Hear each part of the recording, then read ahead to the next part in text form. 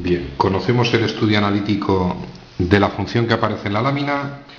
Vamos a intentar la gráfica de la función. Detalles que comenté en su momento.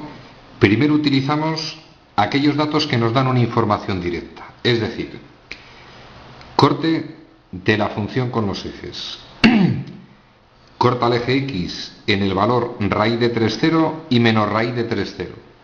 Nos vamos a la calculadora, valor aproximado 1,7. En el 1,70 corta el eje X y en el menos 1,70 corta el eje Y en el 0,3. Detalle extraordinariamente importante en este caso. Presenta simetría par. Es decir, podríamos limitarnos a hacer la gráfica por la derecha del eje X y como presenta simetría par, es decir, es simétrica respecto del eje Y, cuando tengamos la parte derecha hallaríamos la parte izquierda. Yo no voy a tener en cuenta la simetría, vamos a comprobarlo al final del ejercicio. Primeros puntos que colocamos en el eje de coordenadas, los tres que aparecen en la lámina. Otra serie de puntos o datos que nos dan información directa. Tiene mínimo en menos 1, menos 4 y en 1, menos 4. Para x menos 1 y menos 4 tiene un mínimo. Como es simétrica, a la misma distancia tiene que haber otro punto que es el otro mínimo. Donde x vale 1 e y menos 4 tiene otro mínimo. Máximo en 0, menos 3. Para x0 y menos 3 conocíamos el punto, curiosamente va a ser un máximo de la función. Vamos con puntos de inflexión. En su momento lo hallamos analíticamente. Esos son los valores de los dos puntos de inflexión que tiene, las coordenadas de los puntos. Yo tengo valores aproximados para poder representar en 0,58 para la X y menos 3,4 para la Y. 0,58 y menos 3,4 aproximadamente en esa posición tiene un punto de inflexión.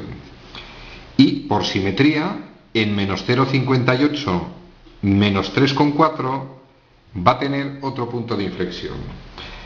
Si alguien tiene dudas de cuál es la gráfica de la función a partir de esos puntos, podemos completar con una tabla de valores, pero vamos a decir que no es necesario. Mirad, la gráfica de la función va a tener la siguiente forma. De forma aproximada voy a hacerlo a mano. Tengo hecha una pequeña marca en la lámina. Esta es aproximadamente la gráfica de la función. Punto de inflexión, hay un cambio de curvatura.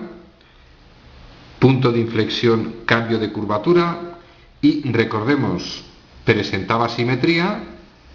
Repito, de forma aproximada tenemos la gráfica de dicha función. Vamos a comprobar que satisface todos los puntos. Dominio todo R. Cualquier valor que demos a X, recordad, esos brazos se van abriendo indefinidamente. Cualquier valor que dé a X siempre tiene imagen. Dominio R. Continua en todo su dominio. Podemos dibujarla sin levantar del papel. Los cortes estaban representados. Efectivamente, presenta simetría par. Es simétrica respecto del eje Y, no presenta periodicidad, no tiene asíntotas. Vamos a confirmar la monotonía.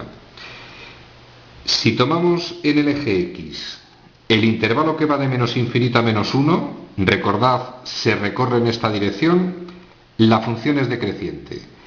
Entre menos infinito y menos 1, en esa posición la X vale menos 1, la función es decreciente. Entre menos 1 y 0 creciente. En ese trocito de X tenemos ese trocito de la gráfica de la función, que es creciente. Entre 0 y 1 decreciente. En este trozo en el eje X, que va entre 0 y 1, este sería el trozo de la gráfica de la función, se recorre en este sentido, que es decreciente. Y parece ser de 1 más infinito, veamos si es creciente. Desde el valor de x1 hacia más infinito tomamos el inicio de la gráfica en ese punto, la función evidentemente es creciente. Se cumple la monotonía, pasamos a la siguiente lámina y evidentemente vamos a ver que se cumple la curvatura. Los extremos y puntos de inflexión los pusimos en su momento. Vamos a ver si se cumple la condición de curvatura que estudiamos analíticamente. Sencillo, mirad, entre menos infinito hasta ese punto que es un punto de inflexión, es decir, en ese valor, recordad que era menos raíz de 3 partido de 3, aproximadamente menos 0,58, entre menos infinito y ese valor tiene forma cóncava. Efectivamente, entre menos raíz de 3 partido por 3 y raíz de 3 partido de 3, raíz de 3 partido de 3 aproximadamente está en esa posición. En ese intervalo tiene esa forma que nosotros llamamos convexa. Evidentemente, recordad que este punto y este punto, es decir, entre menos raíz de 3 entre 3 y raíz de 3 partido de 3, ese trocito de función cambia la curvatura, en este caso decimos que es convexa. Y por último, entre raíz de 3 partido de 3 y más infinito, es decir, desde este valor hacia más infinito, la gráfica de la función evidentemente tiene forma cóncava. Se cumple la curvatura y los dos famosos puntos en que pasa de cóncava a convexa y en este pasa de convexa, en este caso a cóncava. Resumen al contenido del vídeo. En general las funciones polinómicas son bastante sencillas de representar. No presentan problemas de continuidad, es decir, se pueden dibujar sin levantar, no tienen asíntotas, dominio es R. Vamos a decir que la esencia está en los posibles extremos de la función y puntos de inflexión. Estamos ante un ejemplo curioso, presenta simetría par, tiene 3 extremos y 2 puntos de inflexión que vimos en su momento cuando hicimos el estudio analítico. Ejercicio resuelto.